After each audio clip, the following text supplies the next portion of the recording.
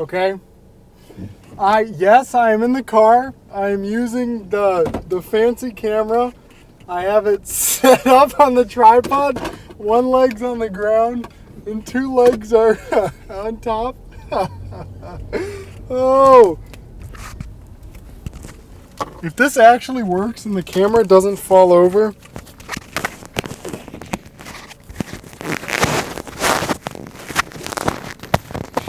this will probably be one of my more ridiculous videos. Okay, so the topic. So I already recorded, in all honesty, oh, I gotta hold it every time I turn. That's unfortunate. I already recorded this video. I'm not even gonna lie. It was about antinatalism, which is basically a philosophical pursuit. I only have 10 minutes to do this as well, so I'm gonna try to do it pretty fast. So, I'm talking about antinatalism, which is a philosophical pursuit that basically states that... Oh, I don't know where to put the mic. Oh, God.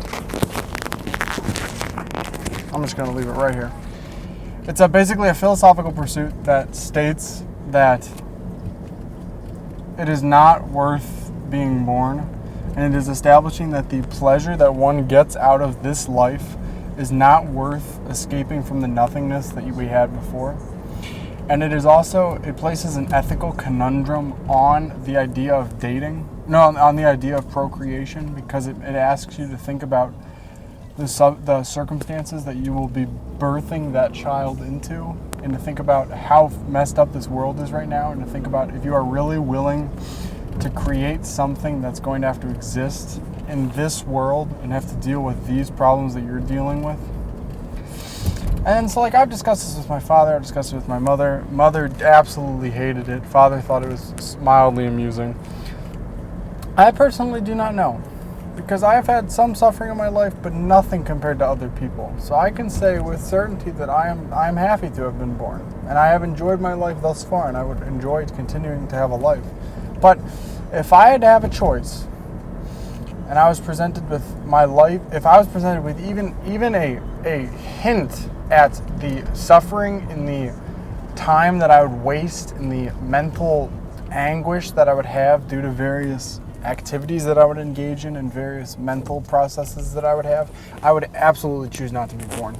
Like, if there was like some way I could, like, in the womb or something, be told to me that like you could either be born or you could not be born, and like being born just has suffering, you'll have massive amounts of happiness in various ways, I would probably say to just not have it happen. But I was the fastest sperm, 200 million, they picked me.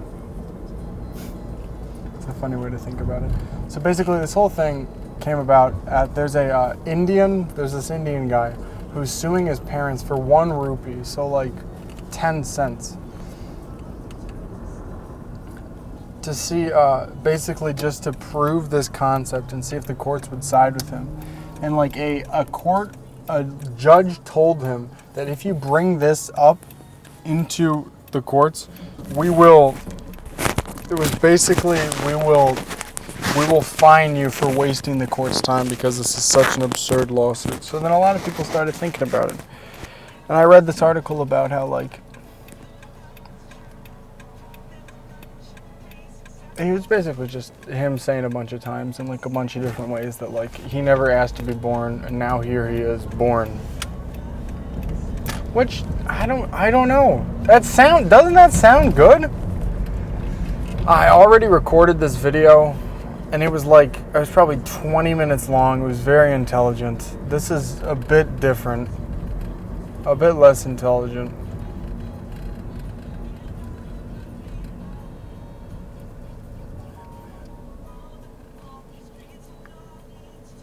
Yeah, so basically, I'm just trying to think about if I would have if I'm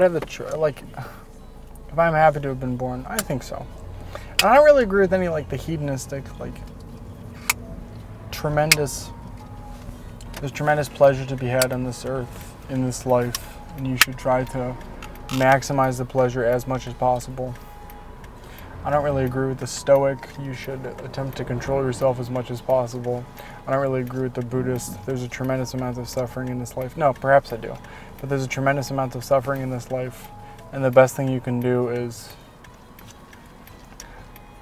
achieve nirvana, to escape samsara, which is the cyclic existence of suffering, and blah blah blah blah blah blah blah blah blah. Gotta hold the camera when I turn. So, since I don't really agree with any of those, and I don't really have much of an attached value system, that makes sense. I don't remember what I was saying. I'll probably have to do an addendum video when I rewatch this to add on to some of the thought processes. But it's just interesting to think about that. If you were never born. Yeah, and like, okay, so like the nihilism.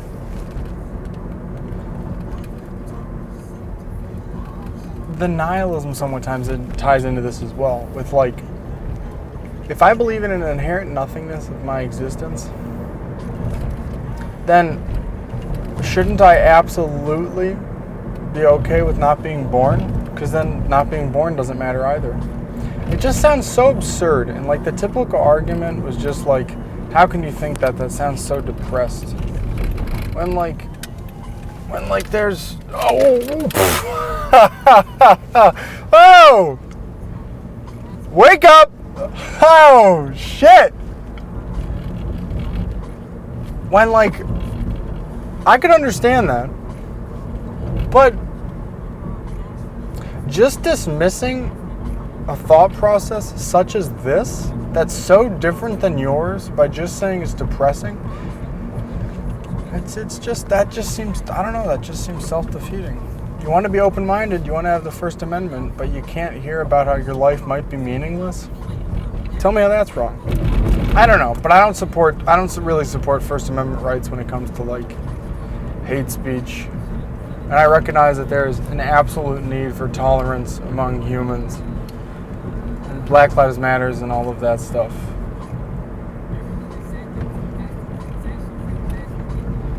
I don't really know. Perhaps that is like the biggest defense of the like Black Lives Matter sort of stuff, is like the understanding of like the, or even just like equality of absolutely every single person, is the like the nothingness sort of argument. That like if we all are nothingness, and there is okay, that's a weird way to word that, but if there's the inherent nothingness, the nihilism attached nothingness, then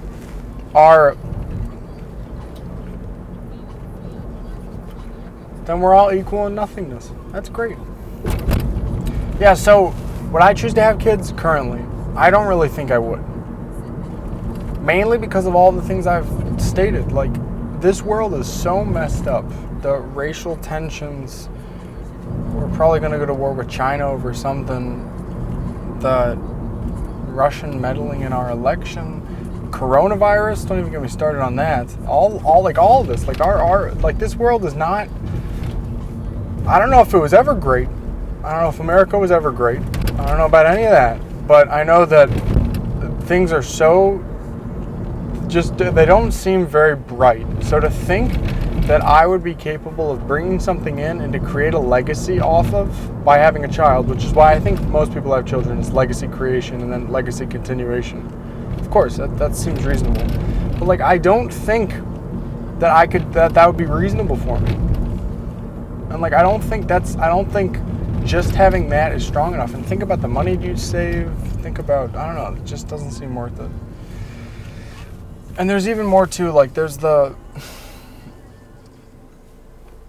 whole exposing, like birthing something into suffering and creating something into existence that like you don't know what they're gonna do. Like you don't know if your child's gonna be a disappointment. So many people say they have unconditional love for the children, and then what if your child ends up bad?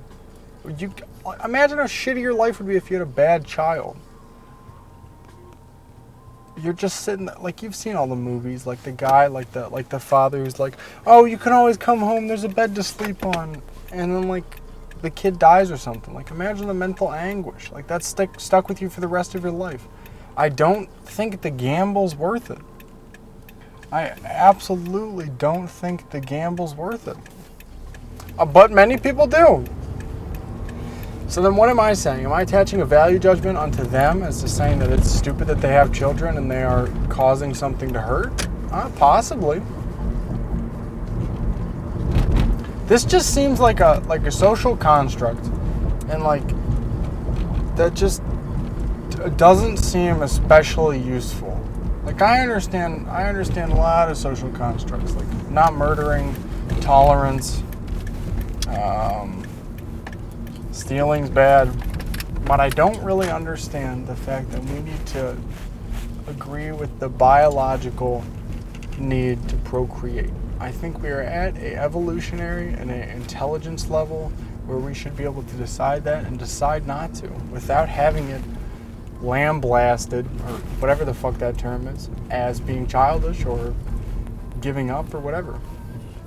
Yeah, so that's my view on that.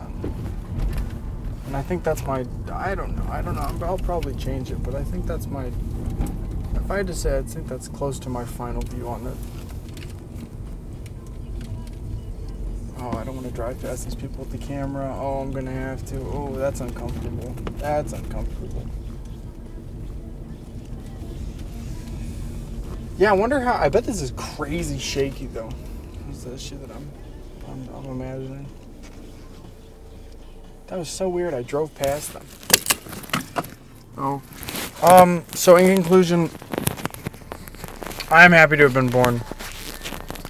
But I'm 55%, 45% happy to have been born. I believe that I'm okay at attaching value onto things, and I've attached value into this introspective stuff and this kind of things. But I don't really think I would like to have children due to the things discussed. I'll make a follow-up video on this to further elaborate on the points. This was just a spontaneous, I saw a Reddit post on r/misanthrope. I want to talk about misanthropy as well because it's an interesting concept. And I was basically like, I just thought it was amusing how like the dude was like, he was like, I'm a antinatalist, nihilist, absurdist. Like he just listed off a bunch of ists. And I thought it was just funny. So I thought like, I don't know, why didn't I look up and see, like, try to understand how this dude thinks? Because he must be so sad. And I'm pursuing this, and it does seem pretty sad, so, I don't know. Yeah, like it also relates to, like, the, like, you know, I gotta ask myself, if I'm thinking about this, like, do I blame my parents for birthing me? No. No, I don't. Okay, talk to you later.